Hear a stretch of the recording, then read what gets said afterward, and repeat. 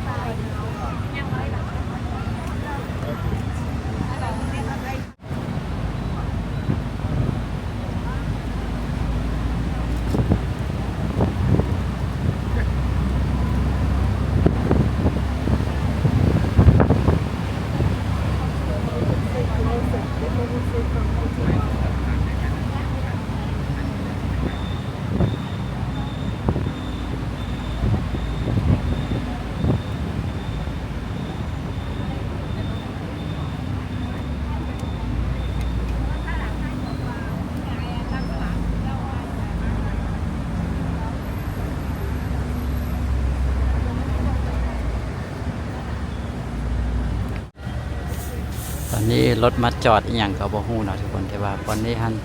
อ๋อเขาจะมาจอดเอาขึ้นคนขึ้นคนลงแล้วเขาจะเอาอีหยังมาปูเป็นอันของผู้ใดผู้นั้นแล้วก็นั่งอยู่เป็นจุ้มเป็นจุ้มกันเฮ็ดเขาจะเฮ็ดอีหยังมานั่งกินข้าวซื่อๆงามเลยนะตอนนี้เรายังจะไปต่อบ่ฮู้ว่าฮอดไสแล้วเดี๋ยวสิว่าอยู่ใกล้ๆจุดที่เราขึ้นนั่นล่ะน่าจะใกล้จะสิ้นสุดแล้ว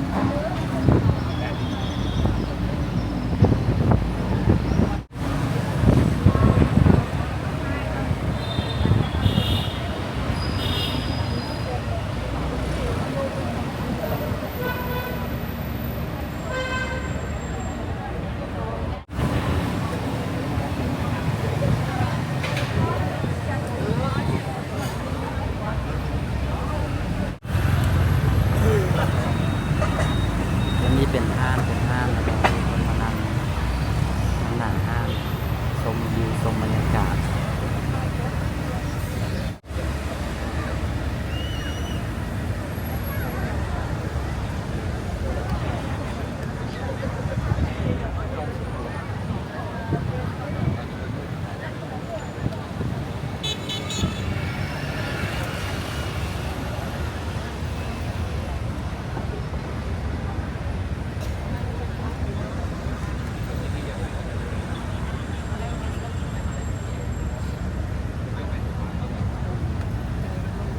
สิ้นสุดรายการเดินทางแล้วครับว่าโอเคอยู่ได้คุ้มอยู่ได้หน่อยสำหรับ$145,000ได้เห็นตัวเมืองแบบทัวร์ไปเลยนะก็สำหรับวิดีโอนี้ก็จะเท่านี้เราได้ทุกคนหวังว่าทุกคนจะได้เห็นตัวเมืองโฮจิมินห์ซิตี้ที่โอเคนะเดี๋ยวเราจบวิดีโอที่ไว้ในที่นี้ขอขอบใจทุกคนที่เข้ามาเบิ่งมวนหลายผู้ใดได้มาก็ลองมาขี่กันนะคิดว่านักท่องเที่ยวส่วนใหญ่เวลามาโฮจิมินห์ซิตี้ก็น่าจะมาขี่กันเพื่อชมตัวเมืองลักษณะแบบนี้นะไว้พบกันวิดีโอต่อไปสำหรับวิดีโอนี้สบายดี